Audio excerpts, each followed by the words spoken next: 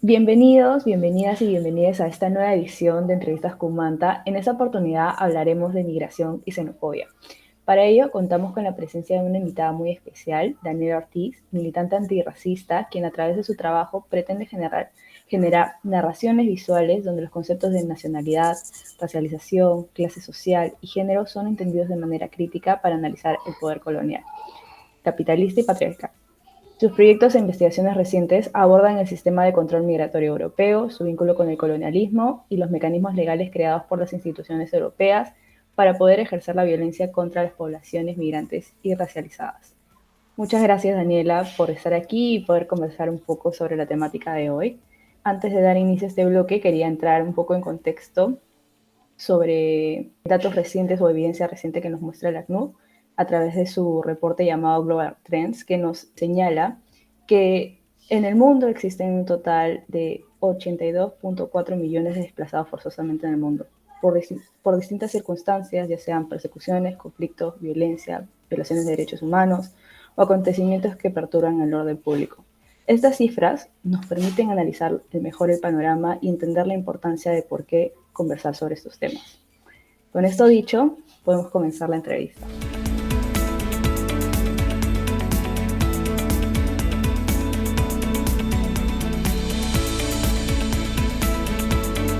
Hola, bueno, muchísimas gracias por el espacio de palabra y la invitación. Bueno, yo creo que es muy importante entender que cuando hablamos de migración y de sujetos migrantes, no estamos hablando de esa definición del diccionario de alguien que se desplaza de un país a otro a vivir, ¿no?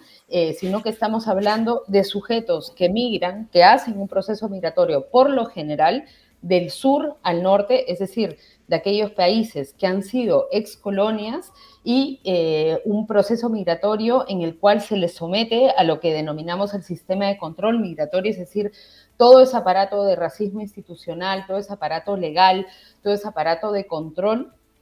que lo que hace es perseguir, detener e incluso asesinar, deportar y generar también toda una situación de explotación a esas personas. ¿Para qué? Para continuar el colonialismo, es decir, el racismo institucional contemporáneo que se aplica en contra de las personas migrantes que provienen del sur global y que migran hacia el norte, que esa es, digamos, la cadena migratoria que hay contemporáneamente, o la más fuerte, la que vendría a ser más fuerte, están sometidas a esta violencia para reproducir toda aquella explotación, todas esas situaciones de violencia que se han vivido históricamente en el sur global, en las zonas de frontera de Europa y de Estados Unidos y dentro de Europa y de Estados Unidos. Y entonces así podemos ver, por ejemplo, que las condiciones laborales de trabajadoras domésticas que vienen de Latinoamérica, de trabajadores del agro que vienen de países africanos y que trabajan en países como España, como Francia, son las mismas condiciones de explotación que vivían en sus países y que estas personas han vivido históricamente por el orden colonial, ¿no? Entonces, otra de las cuestiones también muy importantes para entender los procesos migratorios contemporáneos, si bien hay gente que migra, digamos, de manera voluntaria, con expectativas, digamos, personales o lo que sea, gran parte de la migración tiene que ver con una decisión que no es voluntaria, que es una casi obligación ante las situaciones de empobrecimiento de los territorios del sur, mediante pues toda una serie de gobiernos que permiten, por ejemplo, la explotación por parte de empresas extranjeras del pescado, la explotación de los minerales, etcétera, que terminan generando empobrecimiento en las poblaciones locales, las situaciones de conflictos en donde también el norte global juega un rol crucial, y las situaciones pues, de persecución política, como lo que podemos ver en el contexto de Colombia, ¿no? Que muchas veces incluso las personas procedentes del territorio colombiano que viene viviendo una masacre hacia sus líderes sociales, ¿no? Estamos hablando de en algunos meses más de 2 líderes sociales asesinados en una semana, como una constante, y eso fuerza a un proceso migratorio, pero que un proceso migratorio que ya está inscrito, digamos, dentro de lo que viene a ser el marco del asilo, del refugio, pero en el caso, por ejemplo, de Colombia, es bien importante mencionar que los países europeos y Estados Unidos menos nunca reconocen a las personas que migran desde Colombia como perseguidos políticos o como refugiados, ¿no? Cosa que sí lo hacen con aquellos países que les es conveniente reconocer, como en el caso de Venezuela o de Cuba, ¿no? Entonces también vemos que los procesos migratorios, ¿no? Y cómo los países del norte, tratan a las distintas comunidades que han migrado, responde a las conveniencias políticas que tienen los países del norte global, ¿no?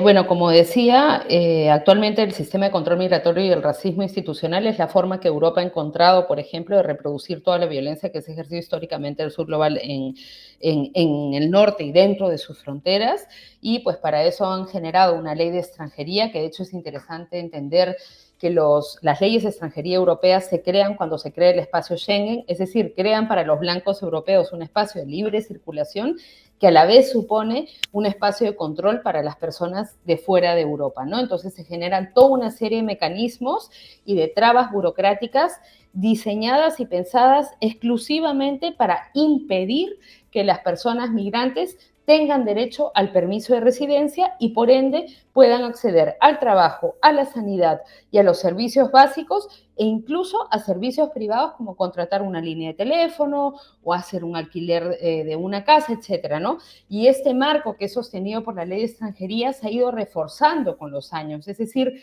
cada año los mecanismos de control migratorio van aumentando requisitos, que es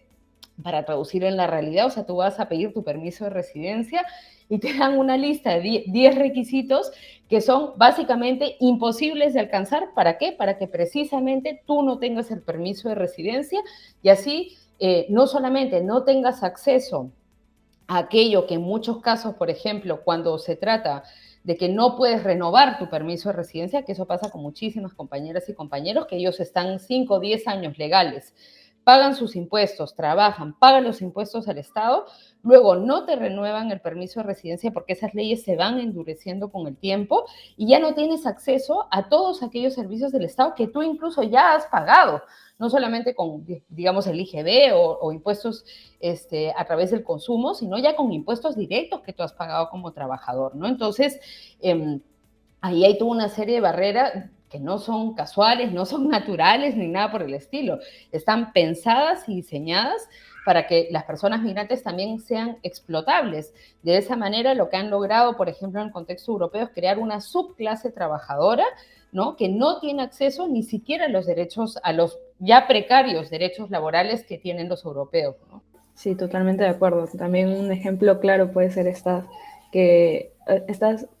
barreras que realmente, o sea, lo de Trump que mencionaba una vez, que iba a ser un gran muro para evitar la migración, al final también se ve representado en esta normativa tan rígida que impide también la regularización de personas que realmente aportan y también quieren volver a hacer su vida en otro país. Y esa es la parte más visible, digamos, la valla de Ceuta y Melilla. El muro de Trump es la parte, digamos, más visible de toda una maquinaria y una frontera que opera internamente de manera diaria. O sea, es diario que las personas son paradas en la calle, en el metro, en el bus, que son detenidas, que son explotadas. Es diario que la Oficina de Extranjería está denegando permisos, generando procesos que para muchas compañeras son casi como un proceso judicial en contra del Estado para poder renovar un permiso de residencia. En mi caso, yo he vivido 13 años en España, he pasado por casi 7 procesos de regularización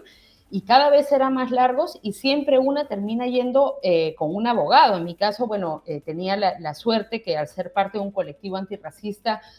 trabajaba de manera cercana con muchos compañeros abogados que digamos, hacen procesos de regularización de forma gratuita. Esa es parte de las organizaciones antirracistas. Una parte muy importante es el acompañamiento y asesoramiento legal, pero no todas las personas migrantes tienen contacto o acceso a organizaciones antirracistas y terminan pagando 300, 800, hasta 1.000 euros para hacer un proceso de regularización, porque hay una normativa que casi te trata como un criminal por el hecho de querer renovar tu permiso de residencia, ¿no?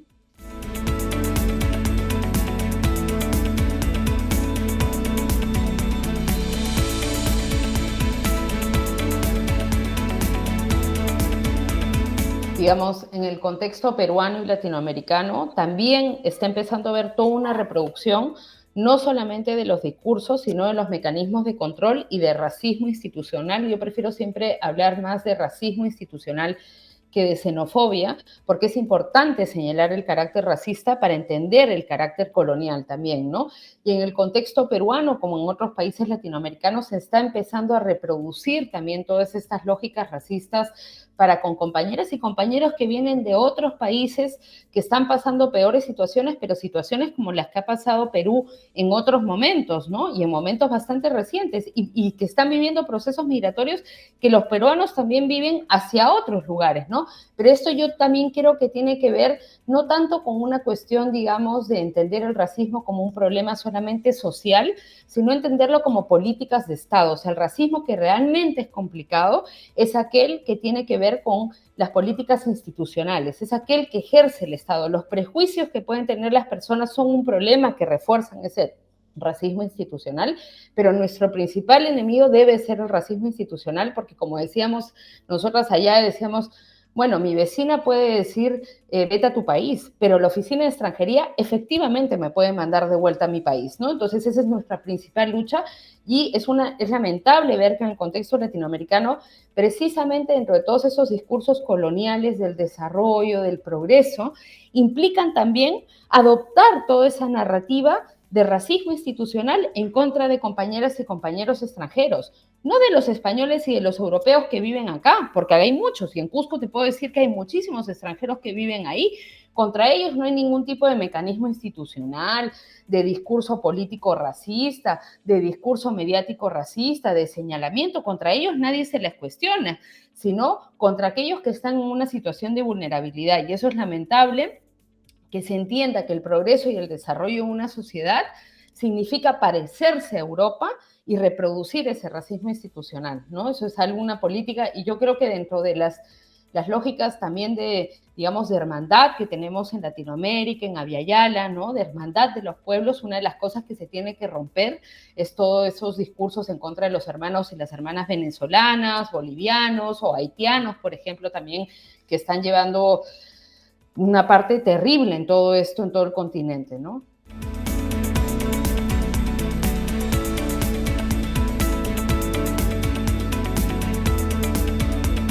Bueno, lo primero que tenemos que entender que una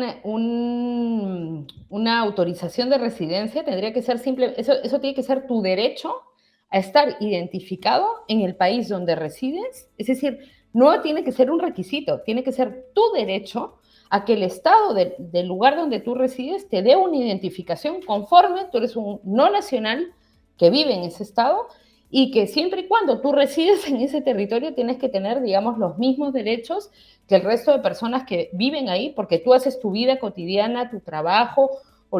tienes tus hijos, etcétera, en ese contexto, ¿no? Y en ese sentido yo creo que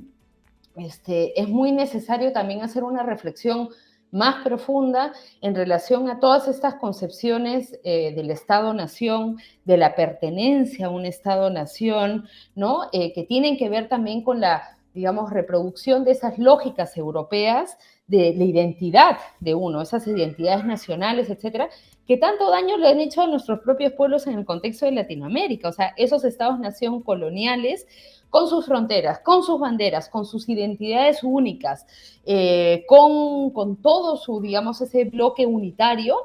ha sido lo que ha aplastado, por ejemplo, la posibilidad de muchos pueblos de tener su autonomía, de tener sus lenguas, de tener sus saberes, de tener sus formas de organización social, sus formas de organización política, ¿no? Entonces, cada vez que nosotros reforzamos esas políticas en contra de personas que no son de este territorio, también estamos reforzando ese Estado-Nación y esa identidad nacional que ha aplastado a los locales, que ha aplastado a las propias personas de acá, ¿no? Entonces yo ahí creo que la política tiene que ser, yo siempre digo, mientras menos leyes hay en relación a las personas extranjeras, es mejor. En España, por ejemplo, y en Europa, las personas migrantes no necesitábamos más normativas, necesitábamos menos leyes, necesitamos simplemente que se reconozca nuestro derecho a una identificación en el país donde estamos viviendo y a poder pagar tus impuestos, inscribir a tus hijos en el colegio, al mismo que el resto de personas, porque no puede ser a los españoles no les quitan o les dan los derechos conforme cuánto tiempo están residiendo o no en su país. Si ellos se van a vivir a otro país y regresan, no se les quita o se les ponen los derechos, ¿no? Lo que pasa es que también ahí hay toda una narrativa en el contexto europeo muy fuerte que precisamente ese eurocentrismo les hace pensar que ellos son el centro del mundo y que todos queremos ir ahí, ¿no? Y tampoco es que hay, digamos, hay muchísima visibilización de la migración hacia Europa, pero si uno finalmente ve las cifras, tampoco es que sea una situación en donde Europa se esté ahogando por la llegada de migrantes ni nada de ese tipo de narrativas, ¿no? O sea, lo que pasa que también creo que históricamente es la primera vez que ha habido no excepciones de personas del sur global, sino comunidades del sur global viviendo en el territorio europeo, ¿no? O sea, los blancos europeos solamente han vivido entre ellos durante muchísimos años, ¿no? Entonces, también eso tiene que ver con, digamos, esa hipervisibilización de la migración, etcétera. Una cosa que para nosotros, por ejemplo, en el sur global ha sido muy común, ¿no? En el contexto peruano, donde también se ha reproducido racismo y discriminación hacia la comunidad tuzán, hacia distintas comunidades de distintos lugares, pero donde hay una historia más larga de convivencia con otras comunidades, cosa que Europa nunca ha tenido, y menos pensando después de la Segunda Guerra Mundial, en donde aquellas personas como los gitanos o los judíos los persiguieron y los expulsaron por no ser blancos europeos, ¿no?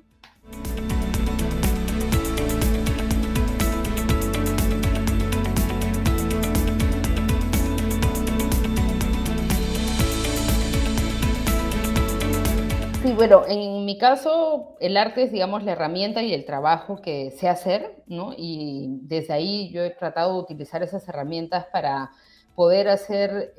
una pedagogía antirracista que yo considero que es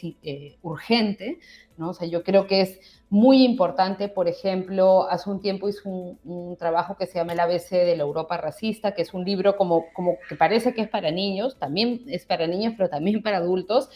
que es un abecedario, ¿no? Con una serie de terminologías precisamente para entender el racismo institucional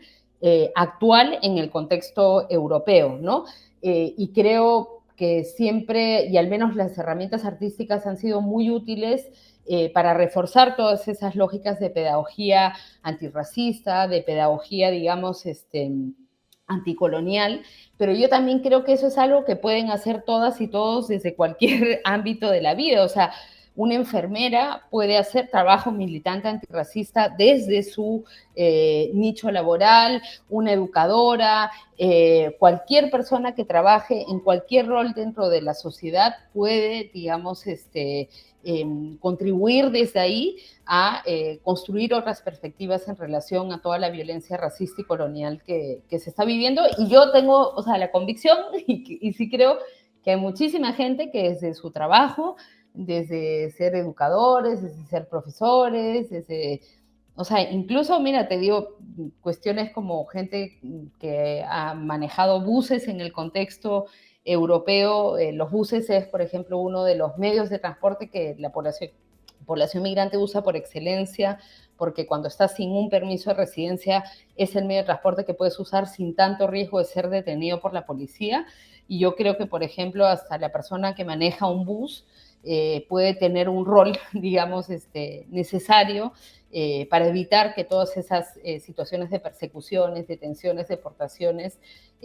paren, ¿no? Y se dejen de dar. Muchas gracias, Daniela, por tu aporte y por toda esta perspectiva desde tu vivencia en Europa y todo tu activismo antirracista y anticolonialista. Ha sido bastante interesante escuchar cada una de tus respuestas. Y nada, a todos los que han visto esta entrevista, si desean conocer un poco más sobre el trabajo de Daniela, síganla por favor en Twitter como Daniela Ortiz y también sigan el trabajo de Kumanta, que les traeremos en las siguientes semanas muchas más entrevistas. Muchas gracias y hasta otra nueva oportunidad.